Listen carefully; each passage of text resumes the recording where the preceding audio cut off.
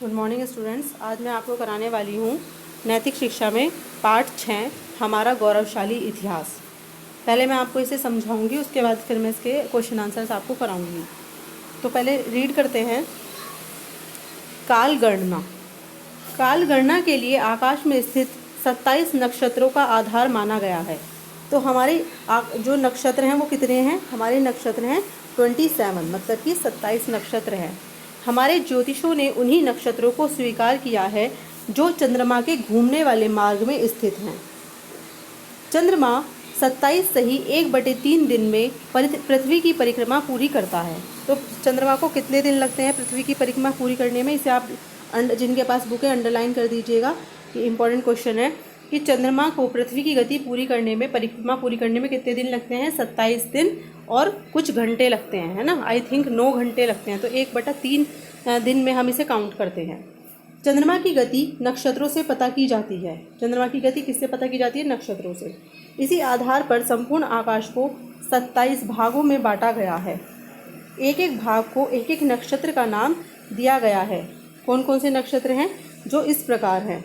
Number 1 Ashwini, भरणी, कृतिका, रोहिणी, मृगशिरा, आद्रा, पुनर्वसु, पुष्य, आश्लेषा, मघा, पूर्वा फाल्गुनी, हस्त, चित्रा नक्षत्र, स्वाति नक्षत्र, जैसे आपने ये सब नाम सुने होंगे कुछ तो इनमें से, विशाखा, अनुराधा, ज्येष्ठा, मूल, पूर्वाषाढ़ा, उत्तराषाढ़ा, श्रावण, घनिष्ठा, शतभिषा, पूर्वा, भाद्रपद, उत्तरा भाद्रपद और रेवती।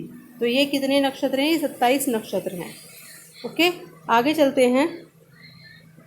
27 नक्षत्रों में प्रत्येक के 4 पद किए गए। इनमें से 9 पदों की आकृति के अनुसार 12 राशियों के नाम रखे गए हैं। कितनी राशियाँ होती हैं हमारी? जो हमारी राशियाँ होती हैं वो होती हैं 12। ठीक है, तो 12 राशियों के नाम रखे गए हैं। कौन कौन सी राशियाँ होती हैं? जो इस प्रकार है: मेष, वृष, मिथुन, कर्क, सिंह, कन्या, तुला, वृश्चिक, धनु, मकर, कुंभ, मीन। ये सब क्या हैं? ये सब राशियों के नाम हैं। कितनी राशियाँ होती हैं? क्वेश्चन आ सकता है कि हमारी जो राशियाँ होती हैं वो कितनी होती हैं, तो आप क्या आंसर करेंगे? 12। ठीक है। हमारी काल गणना विश्व की अति प्राचीन एवं श्रेष्ठतम काल गणना है, जो वर्तमान में भी सर्वमान्य है। इसलिए हम सभी को चैत्र शुक्ल प्रतिपदा को ही नया वर्ष मनाना चाहिए। जब हमारा चैत्र शुक्ल प्रतिपदा होती है तो उसी दिन हम क्या मनाते हैं? अपना नया वर्ष मनाना चाहिए। दूसरों को भी इसके विषय में जानकारी देते हुए चैत्र शुक्ल प्रतिपदा को ही नया वर्ष मनाने के लिए प्रेरित करना चाहिए। जैसे कि हमारे विद्यालय में चैत्र शुक्ल को ही मतलब नया वर्ष मनाया जाता है, जबकि 1 जनवरी को नहीं मनाया जाता। तो वो कह रहे हैं कि चैत्र शुक्ल प्रतिपदा को ही नया वर्ष मानना चाहिए और दूसरे लोगों को भी इसको मनाने के लिए प्रेरित करना चाहिए। हिजरी संवत का प्रारंभ कब हुआ? 582 ईस्वी में हुआ था। और रोमन संवत का प्रारंभ कब हुआ था? तो ये हुआ था 753 वर्ष ईस्वी पूर्व में। सृष्टि की आयु मापने के लिए 3 मुख्य मान उल्लेखित हैं। कौन कौन से? युग, मनवंतर एवं कल्प। 4 युगों का एक मध्य युग होता है। 4 युग जब मिलते हैं तो एक क्या कहलाता है? एक मध्य युग होता है। 71 महायुगों का एक मनवंतर होता है और प्रत्येक मनवंतर का मनु अलग अलग होता है। आगे चलते हैं। अतः वो इसलिए इस प्रकार क्या हुआ? 4 युग मिलकर क्या बने? एक महायुग।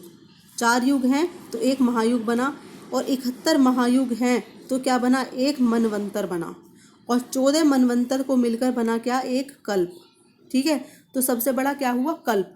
सबसे पहले आया हमारा युग, फिर महायुग, फिर मनवंतर, और 4 युग बनकर क्या बना? एक महायुग। 71 महायुग मिलकर क्या बना? एक मनवंतर, और 14 मनवंतर मिलकर बना एक कल्प। ठीक है, तो सबसे बड़ा क्या हुआ? कल्प। वर्षों से युग बनते हैं और इन 4 युगों के नाम वे अवधि इस प्रकार हैं। 4 युग हैं, आपने सबने नाम भी सुन रखे होंगे। तो वर्षों से मिलकर क्या बनेंगे? जैसे 1000 वर्ष, लाख वर्ष, मतलब इन वर्षों से मिलकर युग बनते हैं। और 4 युगों के नाम कौन कौन से हैं? सबसे पहले आया था सतयुग। तो सतयुग की अवधि कितनी थी? 7,28,000 वर्ष। उसके बाद आया त्रेता युग। त्रेता युग कौन सा युग? जिसमें भगवान श्री राम पैदा हुए, ठीक है। तो उनका उस युग का अवधि कितनी थी? 2,96,000 वर्ष। उसके बाद आया द्वापर युग। द्वापर युग कौन सा? जिसमें श्री कृष्ण पैदा हुए, और श्री कृष्ण के युग की अवधि कितनी थी? 8,64,000 वर्ष। सबसे ज़्यादा द्वापर युग की अवधि थी। उसके बाद अब जो चल रहा है यह है कलयुग, और इसकी अवधि कितनी है? 4,32,000 वर्ष, ठीक है। और वो कह रहे हैं कि कलयुग के कितने वर्ष बीत चुके हैं? वर्तमान में कलयुग के 5,113 वर्ष बीत चुके हैं। अब ये देखिए कि इसकी कलयुग की जो अवधि है वो 4,32,000 है, और अभी इसके कुल कितने वर्ष बीते हैं? 5,131 वर्ष बीते हैं। तो अभी ये बहुत बड़ा है जो कलयुग है, ठीक है। तो आई होप आपको ये चैप्टर समझ आ गया होगा। आगे अब चलते हैं इसके क्वेश्चन आंसर। पहला क्वेश्चन है इसमें, आकाश में स्थित कितने नक्षत्रों को आधार माना गया है? तो मैंने अभी आपको चैप्टर में बताया था, तो इसका आंसर जाएगा आकाश में स्थित 27 नक्षत्रों को आधार माना गया है। नेक्स्ट है, राशियां कितनी होती हैं, उनके नाम लिखिए। तो राशियां मैंने अभी बताया था आपको, राशियां कितनी होती है? 12 होती हैं, और उनके नाम आपको लिख देने हैं। कौन कौन से? मेष, वृष, मिथुन, कर्क, सिंह, कन्या, तुला, वृश्चिक, धनु, मकर, कुंभ और मीन। नेक्स्ट है, क्रमशः अंतिम 5 नक्षत्रों के नाम लिखिए। 5 नक्षत्र जो अंतिम हैं उनके नाम लिख देने हैं। अंतिम 5 नक्षत्र कौन कौन से थे? धनिष्ठा, शतभिषा, पूर्वा भाद्रपद, उत्तरा भाद्रपद और रेवती। नेक्स्ट क्वेश्चन आता है, भारतीय नववर्ष कब मनाया जाता है? तो भारतीय नववर्ष चैत्र शुक्ल प्रतिपदा को मनाया जाता है, ठीक है। नेक्स्ट क्वेश्चन है हमारा, हिजरी संवत कब प्रारंभ हुआ? तो हिजरी संवत इसमें क्वेश्चन था, तो हिजरी संवत हमारा कब प्रारंभ हुआ था? हिजरी संवत हमारा प्रारंभ हुआ है 582 ईस्वी में प्रारंभ हुआ। एक महायुग में कितने युग होते हैं? तो एक महायुग में 4 युग होते हैं, ठीक है। 4 युग मिलकर क्या बनता है? एक महायुग बनता है। क्रमशः 6 राशियों के नाम लिखिए। 6 राशियों के नाम क्रमशः लिखने हैं।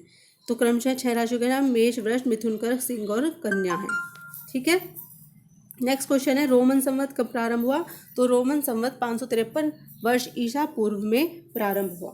तो ये आपको सारे क्वेश्चन अति लघु अभी अपनी कॉपी में नोटबुक में कंप्लीट करने हैं और मुझे ग्रुप में सेंड करने हैं, और आगे की एक्सरसाइज में आपको परसों कराऊंगी। कल मैं आपका क्लास टेस्ट लूँगी। Okay, thank you students. अगर आपको क्वेरी है तो मुझे कमेंट बॉक्स में कमेंट कीजिए।